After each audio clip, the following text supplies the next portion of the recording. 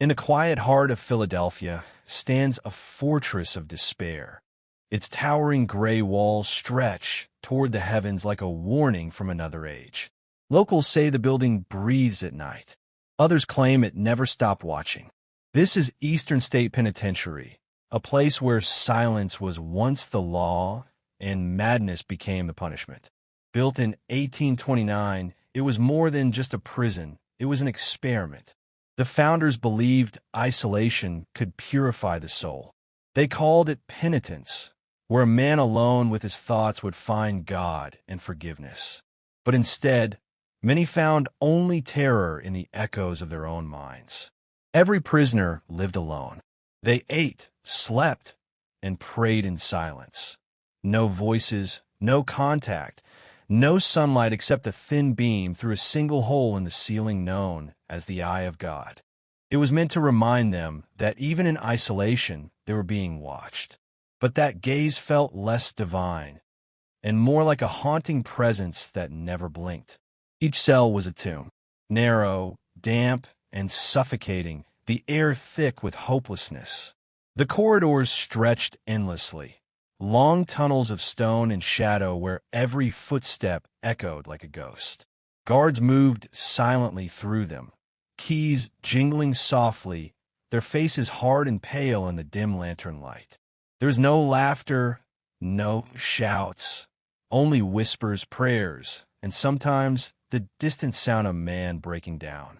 Inmates were forbidden to see or speak to each other. If one left his cell, he wore a hood that covered his face completely. No eyes, no names, no humanity. Some prisoners scratched words into their walls, fragments of prayers, names of family they'd never see again, or drawings of doors that led nowhere. Psychologists today call it complete sensory collapse. Back then, they called it salvation. One of its most infamous inmates was Al Capone Asterisk, the Chicago crime lord whose power once shook the nation. When Capone was sent here in 1929, his cell looked nothing like the others.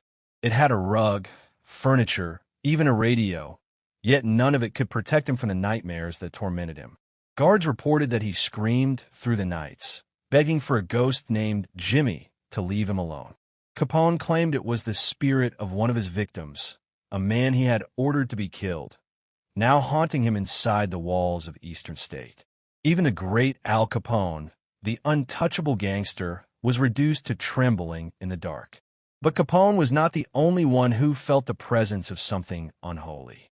Many inmates spoke of unseen figures standing in their cells, of whispers that called their names, of icy hands that touched them in their sleep.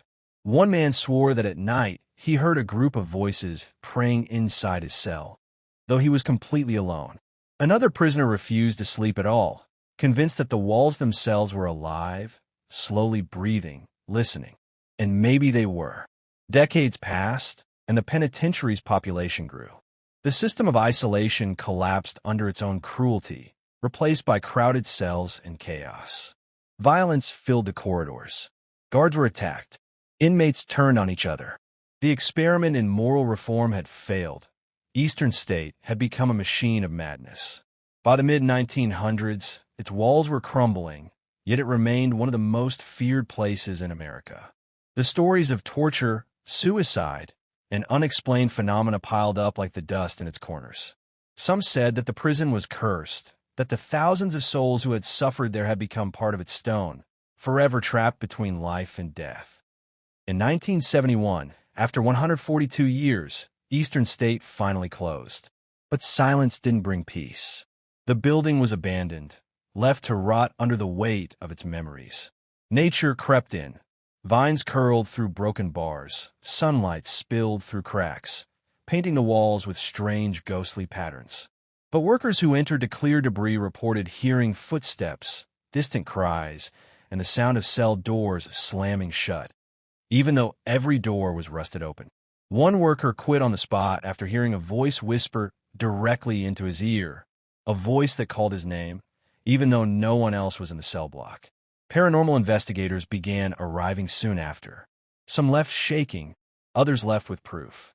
Photos captured shadowy figures standing in empty corridors. Recordings picked up whispers and faint sobs when no one was speaking. One camera, left overnight in a cell, showed the faint outline of a man pacing back and forth, but the room was completely sealed. In the 1990s, Eastern State reopened as a museum. Tourists now walk through the same corridors once filled with suffering.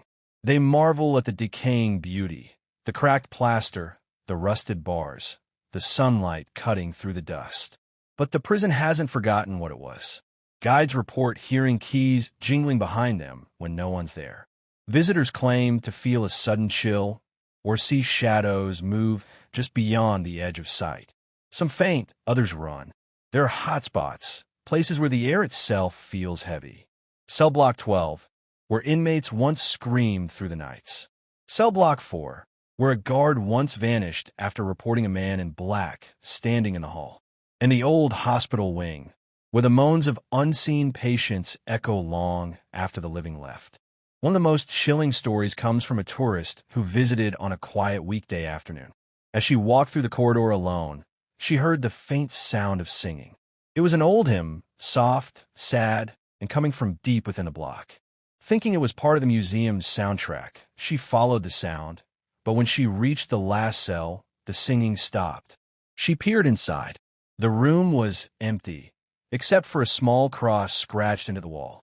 No speakers, no people, just silence. When she turned to leave, she heard a whisper behind her say, "Asterisk, don't go." Asterisk. Investigators who spend nights there often speak of strange cold spots, flickering lights, and sudden waves of dread. Some feel touched on the shoulder. Others capture screams on their recorders.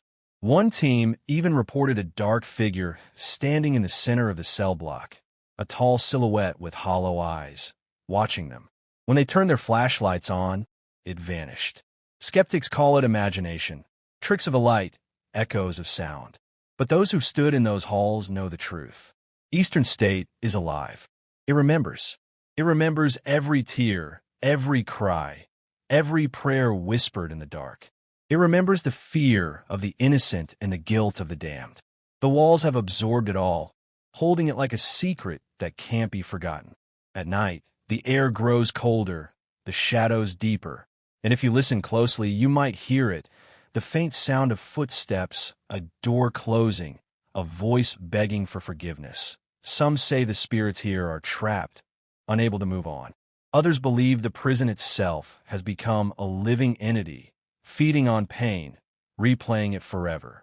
Whatever the truth, one thing is certain: Eastern State Penitentiary is not empty. It's a monument to human suffering, a place where time itself stands still. And when the last tour group leaves and the heavy gates close, a strange quiet falls over the compound. Dust drifts through the moonlight like ghosts returning home. The old walls sigh. Somewhere deep inside, a door slams. And if you're brave enough to stay until midnight, you might see something move in the corner of your eye, a shape, a shadow, maybe a soul that never escaped. Because in Eastern State, punishment didn't end with death. It continues, echoing through eternity, a sentence that never truly ended, and perhaps it never will. If you enjoyed watching the video, share it with your friends, and like and subscribe. See you soon.